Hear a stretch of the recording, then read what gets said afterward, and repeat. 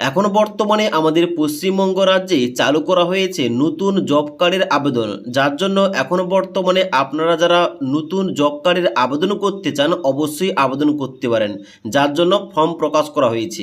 এবার সবার প্রথমে বলে দিই, জব কার্ডের জন্য কিন্তু অনলাইন আবেদন করা যায় না। এই যে ফর্মটা, এই 3 পৃষ্ঠার ফর্মটা কিন্তু আপনাকে ফিল আপ করে আপনার পঞ্চায়েত অফিসে জমা করতে হবে। এবার এই ফর্মটা কিভাবে ফিল আপ করতে হবে, কোথায় জমা করতে হবে, কী কী ডকুমেন্টস লাগবে, এই টপিকে অলরেডি আমাদের চ্যানেলে একটা ভিডিও দেওয়া রয়েছে, না দেখে থাকলে নিচের লিঙ্ক থেকে দেখতে পারেন।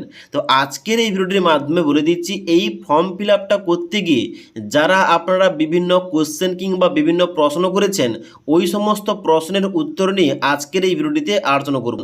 যেমন আপনারা অনেকেই প্রশ্ন করেছেন, আমার পরিবারে 6 জন 7 জন, আমরা পরিবারে কীভাবে বিভক্ত হয়ে নতুন জব কার্ডের জন্য আবেদন করতে পারবো, যাদের জব কার্ড ডিলিট হয়ে গেছে তারা কীভাবে আবেদন করবে, যাদের জব কার্ডে কেওয়াইসি নেই তারা কীভাবে কেওয়াইসি করবে, আমরা কি আমার জব কার্ডে এখানে মেয়ের নাম অ্যাড করতে পারবো কিনা, এবং এই সংক্রান্ত আরও অনেক কিছু প্রশ্ন রয়েছে যেগুলো কিন্তু আপনারা করেছেন। তো আজকের এই ভিডিওটির মাধ্যমে এই সমস্ত প্রশ্নের উত্তর নিয়ে বিস্তারিতভাবে আলোচনা করে বলে দিচ্ছি এবং সমস্ত কিছু বুঝিয়ে বলছি। তার জন্য অবশ্যই আপনারা ভিডিওটি না টেনে শেষ পর্যন্ত দেখে নিন। তো ভিডিও শুরু করার আগে একটা কথা বলে দিই, এই যে 3 পৃষ্ঠার জব কার্ডের আবেদনপত্রটা, এখানটায় 2 নম্বর পেজে একটা অপশান দেওয়া রয়েছে যে পারিবারিক তথ্য সংগ্রহের ফর্ম, যেখানে লেখা রয়েছে আবেদনকারীর নাম, এই ঘরটায় কার নাম হবে, এবং এখানে নিচে পরিবারের প্রধান সদস্যের নাম, এই ঘরটায় কার নাম হবে। দেখুন এখানে কিন্তু আপনার অনুযায়ী তথ্যগুলো দিতে হবে। যেমন আপনার পরিবারে হয়তো আপনি প্রাপ্তবয়স্ক একজন, আপনার স্ত্রী রয়েছে এবং আপনার ছেলে রয়েছে, আপনার পরিবারে মোট 3 জন। ওকে, তাহলে আবেদনকারীর নামের জায়গায় কার নাম লিখবেন? অবশ্যই কিন্তু আপনার নাম লিখবেন, কারণ ছেলে তো ছোট কিংবা প্রাপ্তবয়স্ক নয়। এবার আপনি কিন্তু যেহেতু পরিবারের হেড কিংবা আপনি শুধুমাত্র প্রাপ্তবয়স্ক রয়েছেন এবং কাজের সক্ষম রয়েছেন, যার জন্য কিন্তু আপনাকে আবেদনকারীর নামের জায়গায় আপনার নাম লিখতে হবে। আবার পুনরায় পরিবারের প্রধান সদস্যের নামের জায়গায় কিন্তু আপনার নামটাই হবে। কারণটা কি? আপনি যেহেতু এখানে পরিবারের হেড রয়েছেন, কারণ রেশন কার্ডের কিন্তু ফ্যামিলির মধ্যে আপনি হেড রয়েছেন, আপনি, আপনার স্ত্রী এবং আপনার ছেলের মধ্যে আপনিই তো হেড হচ্ছেন, তার জন্য কিন্তু অবশ্যই এখানে প্রধান সদস্যের নামের জায়গায় আপনার নামটাই হবে। এবার আরেকটা উদাহরণ দিচ্ছি, আপনার হয়তো পরিবারে মোট 5 জন সদস্য, তো 5 জনের মধ্যে আপনি, আপনার স্ত্রী এবং আপনার 2 ছেলে, 2 ছেলের মধ্যে বড় ছেলে বিয়ে করেছে, তার স্ত্রী রয়েছে, তাহলে মোট 5 জন হচ্ছে। এবার এই 5 জনের মধ্যে যদি আপনি চান আবেদনকারী আপনার বড় ছেলে হোক, তাহলে কিন্তু অবশ্যই আবেদনকারী নামের জায়গায় আপনার বড় ছেলের নাম লিখতে পারেন এবং পরিবারের প্রধান সদস্যের নামের জায়গায় আপনার নামটা লিখতে হবে। তো এইভাবে আপনার পরিবারে যতজন সদস্য রয়েছে এবং যার নামে আপনি জব কার্ডটা তৈরি করতে চান, সেই অনুযায়ী কিন্তু এখানে তথ্যগুলো দিতে হবে। আশা করি সমস্ত কিছু বুঝতে পারলাম। এবার আপনাদের যে সমস্ত প্রশ্নগুলো ছিল ওই সমস্ত প্রশ্নের উত্তরগুলো দিচ্ছি। এবার 1 নম্বর প্রশ্ন রয়েছে যে জব কার্ড ডিলিট হয়ে গেছে, কিভাবে নতুন আবেদন করা যাবে। দেখুন, জব কার্ড যদি আপনার ডিলিট হয়ে যায়, অবশ্যই যে নতুন আবেদনপত্রটা দেখালাম আপনাদের একটু আগে, ওই আবেদনপত্রে আপনাকে এখানে আবেদনটা করতে হবে নতুনভাবে। ওই জব কার্ডটা কিন্তু আগের জব কার্ডটা ডিলিট হয়ে গেছে। এবার এই যে পুরনো জব কার্ড আপনার ছিল, ওই জব কার্ডের নাম্বারটা কিন্তু ওই ফর্মে আপনাকে বসাতে হবে।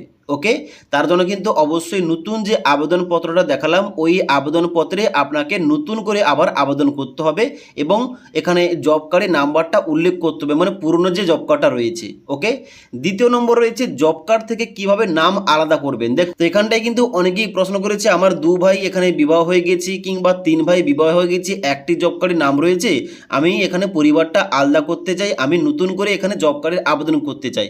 দেখুন, আবেদন তো করতে পারবেন, কিন্তু তার আগে আপনাকে পরিবার রেশন কার্ডের পরিবার থেকে আপনাকে নামগুলো আলাদা করতে হবে, তবে কিন্তু এখানে আলাদাভাবে নতুন জব কার্ডের জন্য আবেদন করতে পারবেন এবং আবেদনটা এখানে গ্রাহ্য করা হবে। আপনার পরিবারে যে রেশন কার্ড রয়েছে, রেশন কার্ডে দেখবেন যে কয়জনের নাম যুক্ত রয়েছে। যদি ওইখানে যুক্ত হয়ে থাকে সবাই, 6 জন 7 জন সবাই কিন্তু একটি ফ্যামিলির মধ্যে যুক্ত রয়েছে, তাহলে কিন্তু এখানে আর জব কার্ডের জন্য নতুনভাবে আবেদন করা যাবে না, এমনটাই কিন্তু জনকল্যাণ শিবির থেকে জানানো হয়েছে। ওকে, এবার যদি আপনার ফ্যামিলি আলাদা করে নেন তাহলে কিন্তু অবশ্যই এখানে জব কার্ডের জন্য আবেদন করতে পারবেন।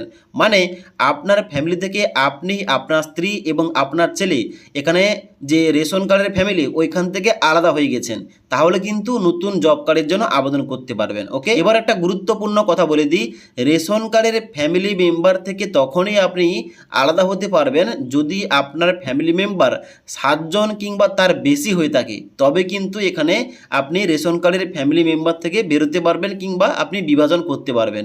তা না হলে কিন্তু এখানে রেশন কার্ডের ফ্যামিলি মেম্বার থেকে বেরোতে পারবেন না।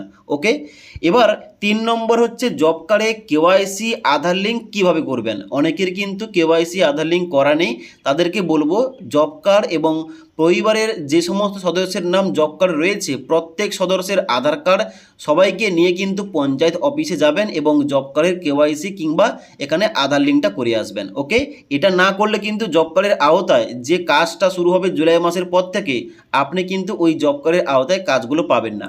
তারপরে বলা হচ্ছে মেয়ের নাম কি জব কার্ডে যুক্ত করা যাবে। দেখুন, মেয়ের নাম জব কার্ডে যুক্ত করার দরকার নেই, কারণ মেয়ে যখন বিয়ে হবে তার কিন্তু শ্বশুর বাড়িতে গিয়ে ওখানটায় কিন্তু স্বামীর সঙ্গে জব কার্ডের সঙ্গে যুক্ত হবে এবং নতুন জব কার্ড কিন্তু বানাতে পারবে। এবার পরবর্তী প্রশ্ন রয়েছে পরিবারের সবার জন্য কি আলাদা আলাদা ফর্ম লাগবে। দেখুন বলে দিই, এখানে কিন্তু পরিবারের হয়তো আপনার 4 জন, তো 4 জনে কিন্তু 4টে আলাদা আলাদা ফর্ম তোলার দরকার নেই। একটি ফর্মে সমস্ত ইনফরমেশান দেওয়া যাবে, মানে আপনি যতজন সদস্যকে জব কার্ডে যুক্ত করতে চান প্রত্যেকের নাম লেখার জন্য জায়গা রয়েছে। ওকে, এবার একটি ফর্মে আপনি কিন্তু সবার নাম যুক্ত করে একটি ফর্মে থেকে কিন্তু আপনি আবেদন করতে পারবেন, তার জন্য আলাদা আলাদা ফর্ম তোলার কোনো রকম দরকার নেই। ওকে, তো আশা করি আপনাদের সমস্ত কিছু ডাউট ক্লিয়ার করতে পারলাম। জব কার্ড সম্বন্ধে, নতুন জব কার্ডের আবেদন সম্পর্কে আপনারা যে সমস্ত কমেন্টগুলো করেছিলেন ওই সমস্ত কমেন্টের অ্যান্সার দিয়ে দিলাম এবং তার সঙ্গে সঙ্গে সমস্ত যে ডাউটগুলো ছিল ওইগুলো আপনাদের বুঝিয়ে বললাম। যদি এই সম্পর্কে আর কোনো কিছু জানার থাকে নিচে অবশ্যই কমেন্ট করবেন, আমি কিন্তু রিপ্লাই দেব। এবার বলে দিই, এখানে নতুন যে জব কার্ডের জন্য আবেদন করছে সবাই, নতুন জব কার্ডের আবেদন করার পর আপনি কিভাবে অনলাইনে স্ট্যাটাস চেক করবেন কিংবা অনলাইনে আপনার জব কার্ডটা ইস্যু হয়েছে কিনা ওইটা কিভাবে চেক করবেন, এই টপিকে যদি ভিডিও চান নিচে অবশ্যই কমেন্ট করে জানাতে পারেন। তাছাড়া আজকের এই ভিডিওটির আপডেট ভালো লেগে থাকলে একটি লাইক করবেন এবং বন্ধুদের অবশ্যই ভিডিওটি শেয়ার করে দেবেন।